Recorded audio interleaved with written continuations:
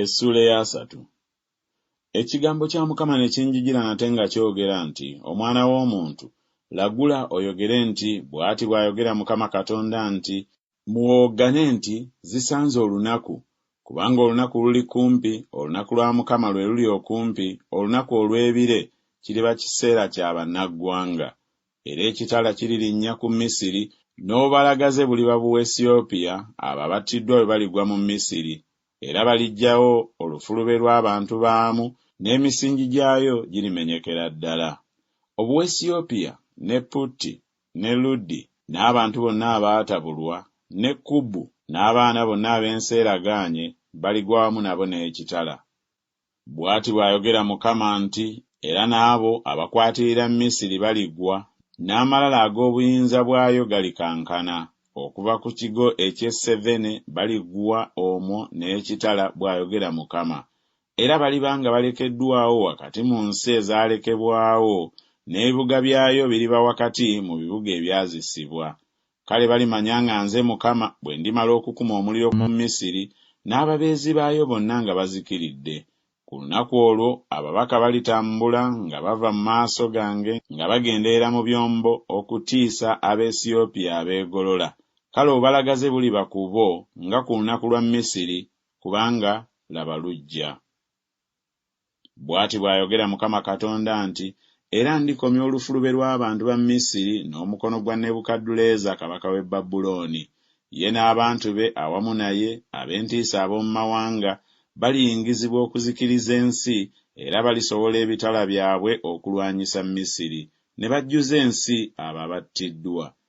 Era ndikaza emigga ne ntunda ensi mu mukono gw'abantu ababi, era ndirekesaawo ensi ne byonna ebirimu n'omukono gw'abannaggwanga. Nze Mukama nkyogedde.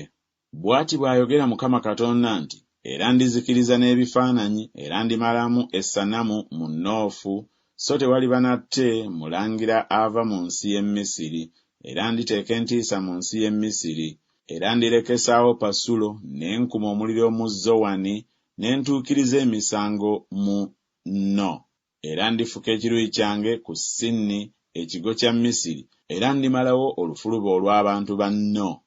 Era ndikuma omuliro mu Misiri, Sinni kiriba n'obubalagaze bungi, ne No kirimenyeka, ne Noofu kiriba n'abalaba emisana. Abalenzi ba Aveni n'aba Pibesesi baligwa n'ekitala, n'ebibuga bino birigenda mu busibe. Era Ettekafunekeesi n'omusana gulyejjaawo, bwe ndimenyera eyo ebikoligo bya Misiri, n'amalala ag'obuyinza bwayo galiggwaawo omwo. Nakyo ekire ekirikibikkako ne bawala baakyo baligenda mu busibe. Bwe ntyo bwe ndituukiriza emisango mu Misiri, kale balimanya nga nze Mukama.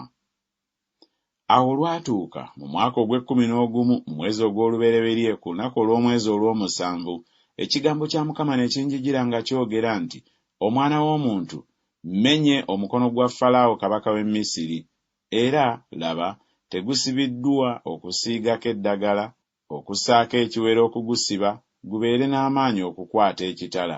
Mukama Katonda kyava ayogera bw'ati nti, laba ndi mulabe wa Falaawo kabaka w'e Misiri, era ndimenya emikono gye ogw'amaanyi n'ogwo ogwamenyeka, era ndigwisa ekitala okuva mu mukono gwe. Era ndisaasaanyiza Abamisiri mu mawanga, era ndibataataaganyiza mu nsi nnyingi. Era ndinyweza emikono gya kabaka w'e Babulooni, ne nteeka ekitala kyange mu mukono gwe. Naye ndimenya emikono gya Falaawo, kale alisindira mu maaso ge ng'omuntu afumitiddwa okufa bw'asinda. Era ndisitula emikono gya kabaka w'e Babulooni, n'emikono gya Falaawo girikka. Kale balimanya nga nze Mukama bwe nditeeka ekitala kyange mu mukono gwa kabaka w'e Babulooni, naye alikigololera ku nsi y'e Misiri. Era ndisaasaanyiza Abamisiri mu mawanga, ne mbataataaganyiza mu nsi nnyingi. Kale balimanya nga nze Mukama.